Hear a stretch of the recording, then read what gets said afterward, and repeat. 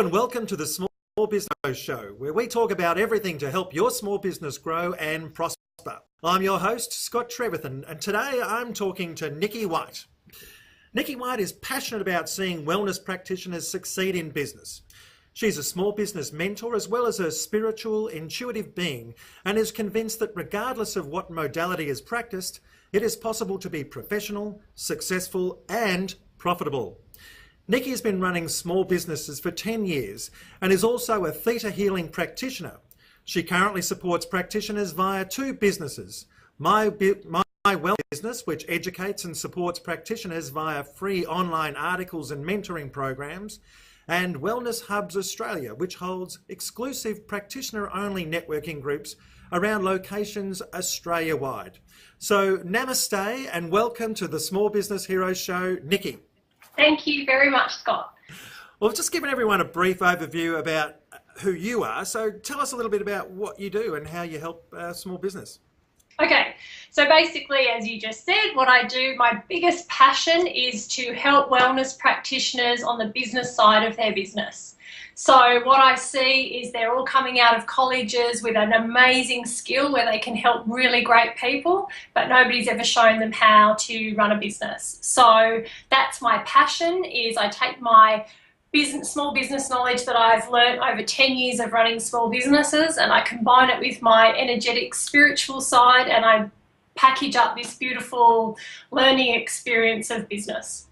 So Nikki, there's a general perception amongst the business community at large that wellness is a bit of a flaky area that doesn't really have any place in business as such. It's nice hobbies, but there's no actual business there. What would you say to those people? I'd say to those people that they should go and look at this global report that was done in 2013, and wellness is a $3.4 trillion industry. So, and that was back in 2013.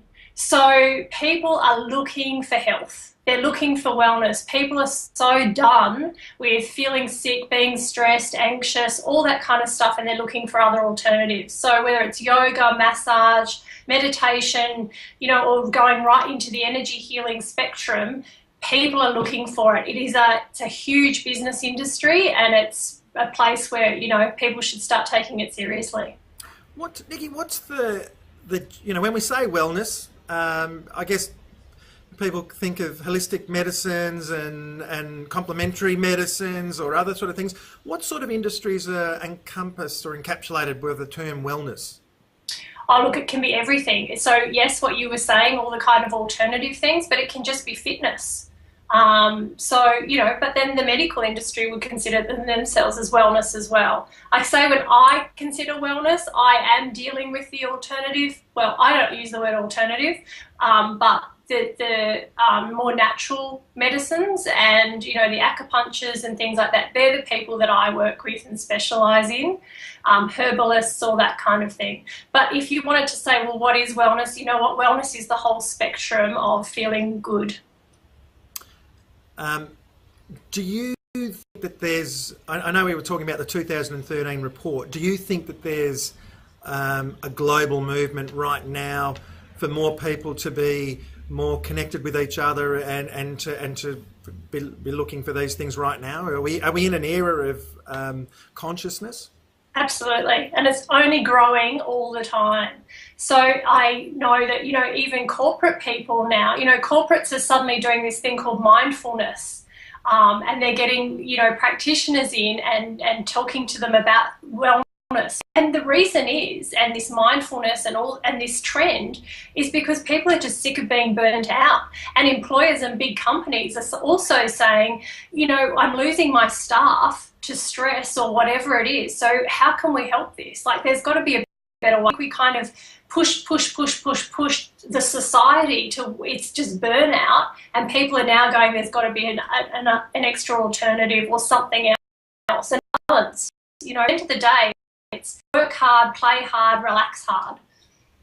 It's beautiful. I know that a few years ago there was a big push for workplace health that came through, and that was, I know it was a government sponsored thing, and everyone came through and said, are you ergonomically affected? But are you seeing more and more corporates and even small business, such as, the accounting firm that I run here, are you seeing that wellness practitioners are getting an intro into those organisations to really help productivity and boost team morale, as well as the bottom lines of the owners? No, there is a little practitioners being accepted to the corporate organisations, or the corporate coming out in their time and their own time, express themselves. The growth, the corporates actually in development moment.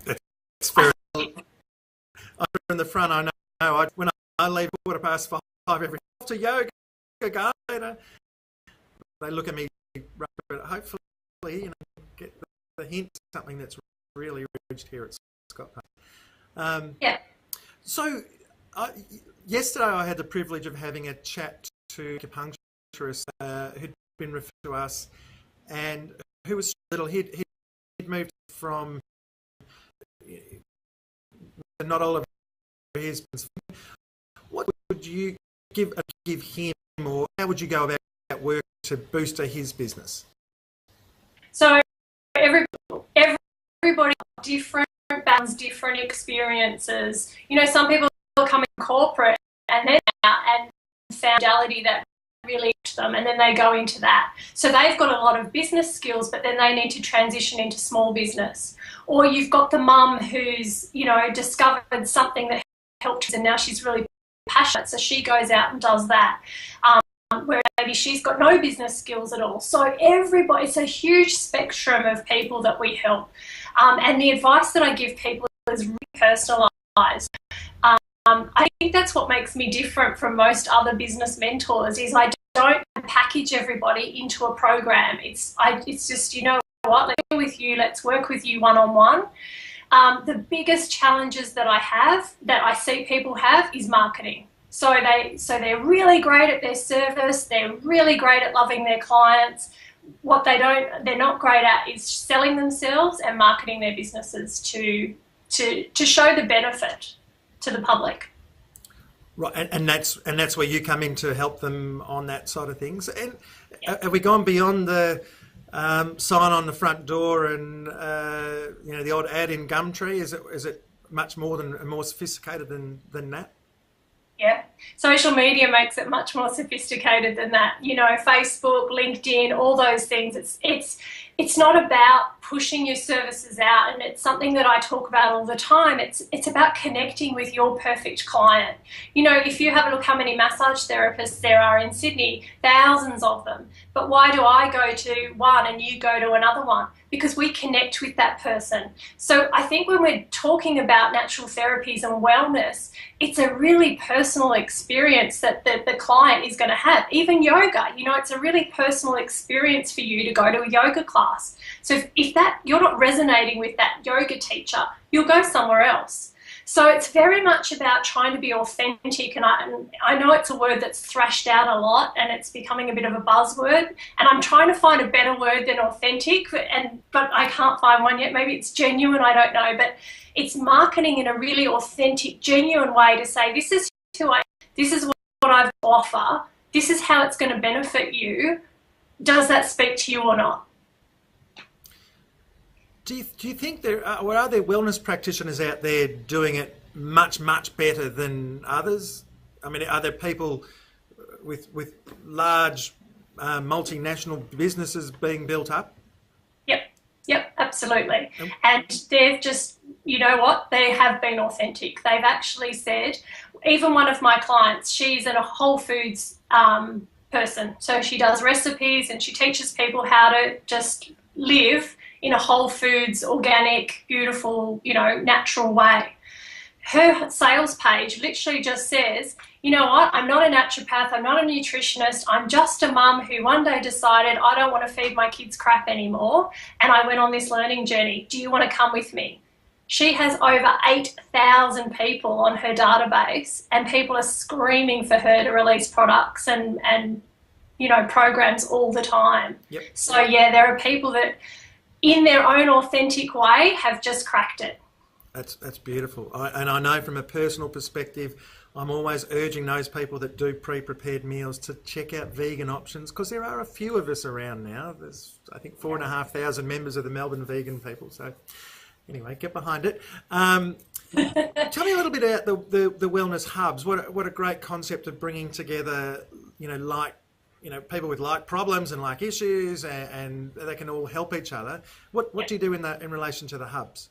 Cool. So the hubs are a networking group, but we actually call them net learning groups. Yep. So we have a 2-hour monthly meeting in a local area, and we have 9 hubs around Australia at the moment. We're in Sydney and New South Wales mainly. We're in Melbourne, Canberra, Perth, and in Queensland as well, out at Ipswich. So we've got a fairly big range that people can visit a hub. It's a monthly meeting where practitioners come together. So something that's really missing in practitioners' lives as well is connection. So, everybody's working on their own, and they think they are the only person going through those issues. So a big part of the meetings is connection and coming together and meeting like-minded people and sharing and problem solving together. But a big component of the meeting is business education. So we get in an external speaker who is a business expert in their own right. However, that speaker is vetted by me first of all. So I really make sure that speaker can connect to our audience on an energetic level. So the speakers are very well hand chosen to talk to the wellness community, and then they impart some knowledge about whether it's marketing, finance, whatever. Do you find practitioners in general, and I know I might have alluded to this before, but there's a lot of meditations and general feelings around that we should be appreciative of what we have, we're mindful of what we have now, that success isn't something that we should be we shouldn't really be striving towards anything, that we're perfect beings just as we are right now. Does that sometimes conflict wellness practitioners and in wanting to be bigger and be more and expand and grow? Yeah, because I don't believe that we should just be happy with what we've got now. I believe, yes, definitely live in the moment, but, you've got to have goals and you've got to have dreams and you've got to have aspirations. We just believe in energetically manifesting that. We work on ourselves a lot more to bring in what we want, that whole positive thinking, put out what you receive, all those kinds of things. So definitely, it's very much about setting goals and moving forward. This industry is growing, and practitioners are either going to step up and be a part of it or be left behind, because the more the public are embracing our industry, they're used to professionalism, they're used to going to the medical industry and doctors being on time and dressing in a certain way. So to go to somebody who's running late and in flowing robes is a huge shift. And we're moving away from that. We're moving away where we've got practitioners who are just normal people doing a great professional service, just providing something that's a little bit woo-woo in the session. Well, it's a beautiful thing that the wellness industry does, and I know I've been a recipient of that change of mindset that, it's not about cars or boats or things that you can acquire, or even experiences that you have. It's really about appreciating what you are and who you have. And I think the wellness industry has certainly helped me as a small business practitioner cope better with the stresses and the struggles that we all go through. And so we love what the wellness industry does at large, and what you're doing to help the wellness industry is so important.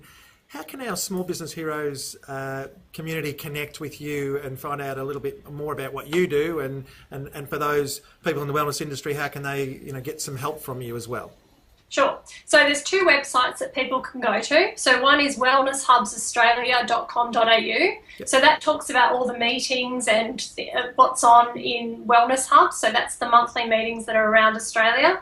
And then you can also go to mywellnessbusiness.com.au. That's a free resource library. So it's full of articles and inspirational quotes and all things that people can just start to use to help them run a business. And that's where I do workshops and my mentoring programs and things like that through that. Oh, that's beautiful. And I'll make sure that those details are linked down below when we publish this as well. Nikki White, thank you so much for your time today, sharing with our Small Business Heroes audience.